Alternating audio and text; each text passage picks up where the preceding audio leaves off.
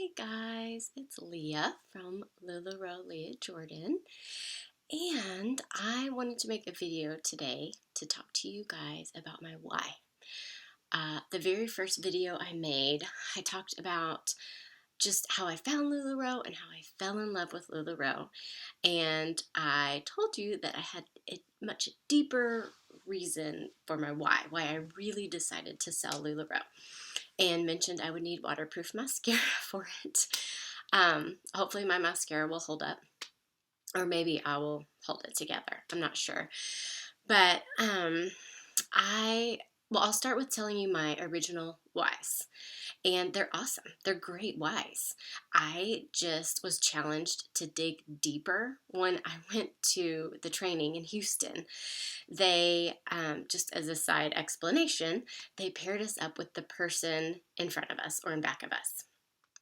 And we would tell them our why. And they would ask, but why? Why is that your why? And you would dig deeper and deeper and deeper to really understand why your why was your why. And through that, and then through reflection afterwards, I just really realized that my whys had so much more to them. So, my first why was to make money. I thought this would be awesome. I am a stay-at-home mom, and my goal is and I was and is still to make enough money to send my girls to pre-K. I just thought that would be an amazing expense to cover, and so that was a why for me at the time. Kind of a surface why. There's nothing wrong with it, but that's what it was. My other why was because I wanted to do something for me. Again, I'm a stay-at-home mom. I, just wanted something that was kind of outside of all this day-to-day stay-at-home mom life stuff. And then my third why was because I wanted women to feel beautiful, and these clothes are beautiful. So as I dug deeper through training and then just through reflection afterwards, the money one, it's still there, but there's not a lot of deep anything to it. That's fun, and to contribute to my family, that's really neat. But as far as the me time and then wanting other women to look beautiful, I realized I have some deeper reasons behind that, and I wanted to share those with you. And so, wanting something for me. I worked as an educational diagnostician in the public school system, and I absolutely loved it.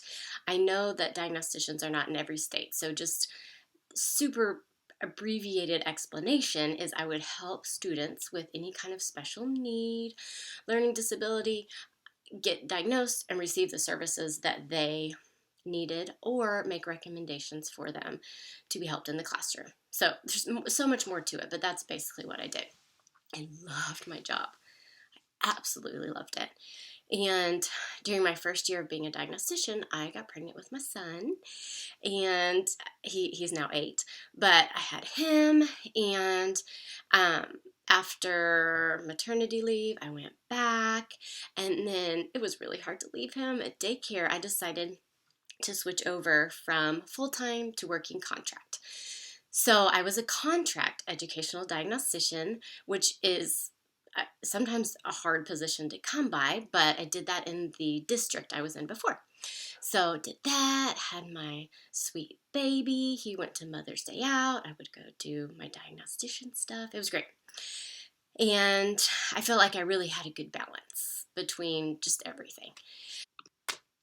So when my son was 18 months old, we found out we were pregnant again, and we were excited. We were thrilled. We were so excited. I ended up being so sick with this pregnancy that I had to resign from that contract educational diagnostician position. And it was hard to do, but of course, as a mom, you do anything for your child and your unborn child, just to keep them safe and to keep them healthy and to keep yourself healthy so that you can carry them to full term. So I resigned from that position and stayed home and remained very sick. And just throughout my pregnancy, it just felt it was just really hard pregnancy compared to my first. And then around at 20 weeks and 1 day, I ended up going into labor with my son. We had found out not long before that it was a boy. And I ended up going into labor and delivering him.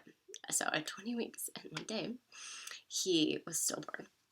And it was by far the hardest thing I've ever done in my life. And if any of you have ever been through that, I'm just so sorry, and you're not alone. But very hard. There are no words. Very hard to bounce back from that.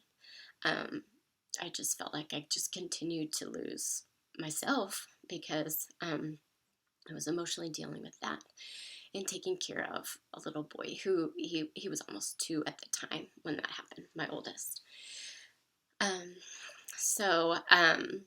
But the Lord is good, and he carried us through that time. Yes. And then about a year later, we decided to start the adoption process. Adoption has always just been so near and dear to our hearts. We've had friends adopted, family members, and we decided that we wanted to adopt. That was what, the Lord was calling us to do. So we started that process, and I threw myself into that process. And those of you who have been through it, it is a process, and there's a lot to it, and so much paperwork and preparing. And so, again, I was just throwing myself into something else that was, for our family, but it wasn't directly, me or mine. This was just all about growing our family. So I threw myself into that. We did that. We went to different conferences, and we went to the orientation at the agency we were adopting through, and just busy. Then we found out we were pregnant again. And this was about a year and a half after our son had been stillborn. And though we were thrilled, we were terrified because of what had happened before. And so, but, and again, I again was so sick. I had hyperemesis where I couldn't hold anything down. I was in and out of the hospital. It was really difficult pregnancy. I went in for my sonogram and found out we were pregnant with twins. We were so excited, but again, so scared. So after a pregnancy loss, the loss of our son, and then finding out we're at a high risk pregnancy, it was terrifying. But, we were excited and thankful, of course, too. I ended up trying to go into labor with them at 24 weeks.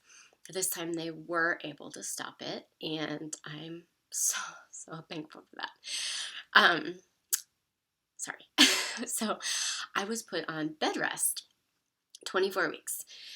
From 24 weeks until they were born, I was in and out of the hospital, preterm labor. It was a very trying time to take care of my oldest, who was still little at the time, 3, and to stay on bed rest and, just focus on taking care of these babies, taking care of my son.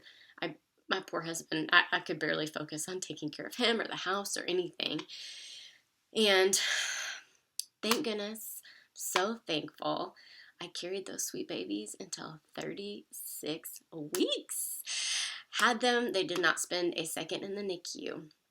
So thankful. And then we brought them home. And life was so crazy with the twins, with baby twins. Oh my goodness. It was just all consuming. And we were so thankful to have healthy babies after a loss, of course. But it was a lot, and it was difficult. So I threw myself into that and just getting through the days. And I was nursing, so my husband couldn't even help a lot. He couldn't help a lot in the middle of the night. They wouldn't take bottles and all that. So it was a lot.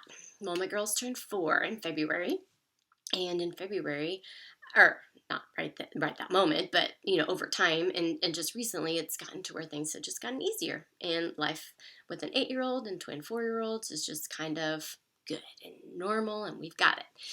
So I started looking back into getting recertified as an educational diagnostician, because by this time it had run out. My certification had run out, and I hadn't kept up with my hours because I had quite the past 5 years. So I started looking into that and was completely just overwhelmed with the amount of hours it would take and money. I mean, really, I couldn't get over the time. And not that I wasn't willing to put forth that time. I started working, toward planning that. And that's when LuLaRoe came into my life. That's when I was introduced to it. That's when just the thought of becoming a consultant just came into my mind. And so I have no doubt, I don't feel like it's a coincidence that happened right when I was looking into getting back into being an educational diagnostician, which is an amazing thing and an amazing way to help children, and something I might do later. Maybe I'll pay with LuLaRoe money to do that, but I just feel like this was what was supposed to happen. This was the order things were supposed to happen in, and so I'm so thankful. So that is my long story of why LuLaRoe is something for me, because over the past 6 years, it has just been about everyone else, and not that that's bad. These everyone else are my children, and that's amazing, and I'm so thankful. But I'm so excited to have something for me, and I'm excited to get my kids involved in it. I don't know, I just think it's wonderful. So thankful. And then my other reason, helping women feel beautiful, when I dug deeper into that, I think that the reason I just am passionate about that is because I struggled with dressing my new body after I had my twins. So again, I carried them to 36 weeks. I'm little, like 5'2" and 3/4. Can't forget that. But I'm small, and so my body was so different after that. I had diastasis recti, my stomach muscles split apart, and I just had to change the way I dressed, and I found myself just putting on oversized clothes. And when you do that, it hangs off your shoulders just to kind of get the extra flow down here, so it's not tight on your belly. And I don't know, I didn't feel great in clothes, and it was just hard to find things I felt comfortable in until LuLaRoe. And then it was like these clothes were made for me, and they fit in the shoulders, but they were loose in the right places, and the dresses were tight in the right places, and it just made me feel so beautiful. And I want that for other women. I want to be a part of helping other women find that through selling LuLaRoe, and women of all different shapes and sizes, but especially women who are getting used to post-baby bodies. It's different and it's hard, especially if you carry multiples or a large baby. Your body's completely different, and dressing it can be a challenge. But LuLaRoe, the clothes are just amazing. They're so beautiful.